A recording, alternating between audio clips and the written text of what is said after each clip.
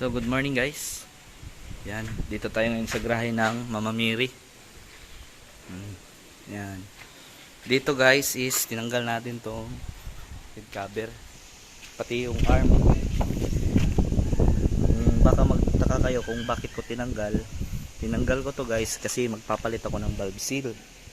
Ganito lang yung technique guys kung paano magpalit ng valve seal guys. Yan. Yan. Tinatap ko lang yung piston dito sa number 6 pati number 1. Yung kasabay ng number 6 at number 1 is number 6. So tinap ko muna siya ng uno. Tsaka ko pa tinanggal tong rocker arm pati yung valve spring. Ayan, tinanggal ko na yan. Ayan.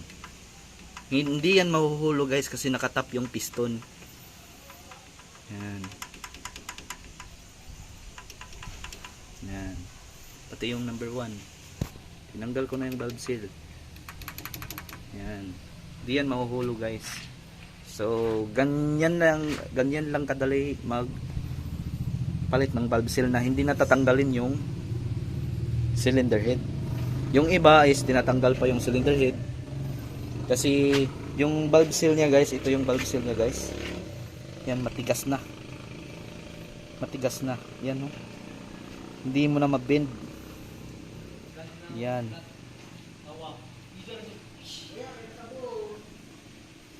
Yan, no? Hindi na siya mahigpit kung ikakabit mo sa valve. Yan, maluwag na siya. Kasi yung niya, yung itong guma niya is matigas na. Kaya papalitan natin 'to.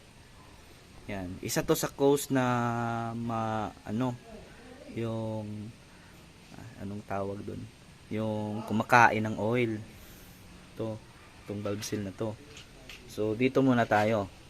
Pag malakas talaga siyang kumain na napalitan na natin tong valve seal, so meaning piston ring na talaga siya, tumatapon na talaga ng oil. Ayan. Ganyan lang guys kadali magpalit ng valve seal. Pagkatapos nitong makabili na sila ng valve seal, ikakabit ko, tapos pagkatapos ikakabit ko yung rocker arm, tsaka iikot ko naman 15362 yung niya, yung firing order niya. So pagkatapos ng 1 sa 5 na naman ako, dito na naman ako magtatanggal. Ito, pati ito. So ikakabit ko muna yung rocker arm, tsaka ko pa iikot.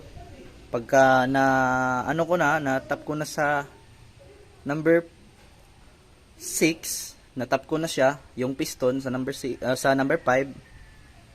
tsaka ko pa tatanggalin tong spring na naman. Tatanggalin ko na naman ulit yung rocker arm. Ganun lang guys.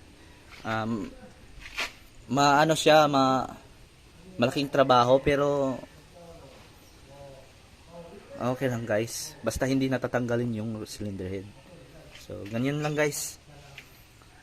Sana makatulong ako sa mga makadagdag ako sa mga idea nyo guys sa paano magtanggal ng valve seal na hindi tatanggalin yung cylinder head. Papakita ko sa inyo mamaya guys. Iikot ko tapos tatanggalin ko na naman yung rocker arm. Yan.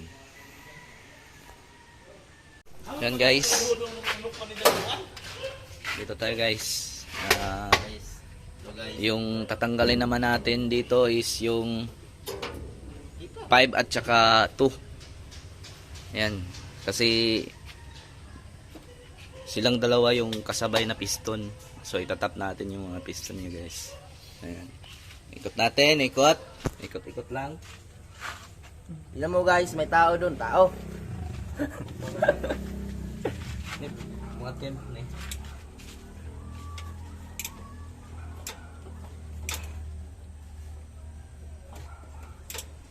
Wala na, okay. Hello mga koys! Dito na tayo sa panibagong vlog!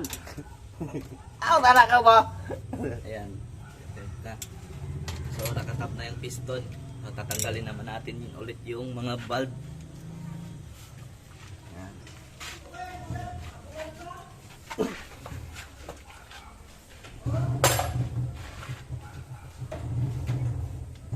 Hello mga katols! Nandito na naman tayo sa panibagong vlog, panibagong ano.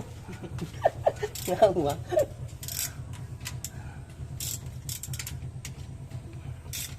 Tanggal na naman. Ako man naman yung tutuyok, no? At ano yung ipos? Ah, pusin na dito. Guys, tanggal na natin, kinabit na natin dito sa number 5 na naman yung bulb seal. Pati sa number 2. Kasi 5 at 2 yung running yung kasabay na kasabay na piston. Yan. Yan. Dami yan, guys. May L300 pa sa likod.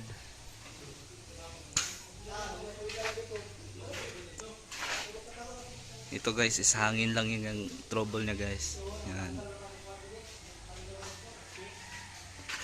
Ito muna yung unahin natin.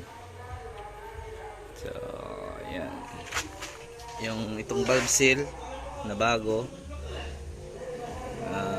ipipress ko pa to. Yan. Hindi yan mahuhulog ang ano guys, ang valve kasi nakatap yung piston.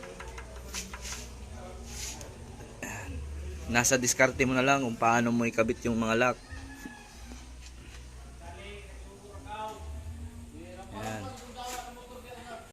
Ayan guys, tapos na natin na palitan ng valve seal. Ha? Ang propeller, laibog.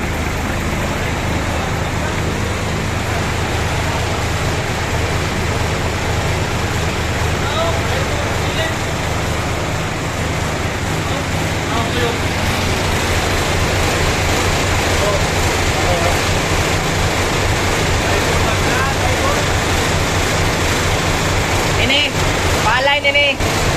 Kay laibog. O na nakakurog. Ang kalaw trupit. Pillar. Now, dito na dito ba? Ha? Laibog. So, okay na tayo sa valve seal guys. Propeller na naman. Ano natin guys.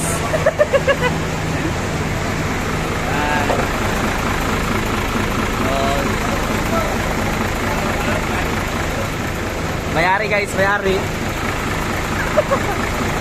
Yan guys. 6 kits key.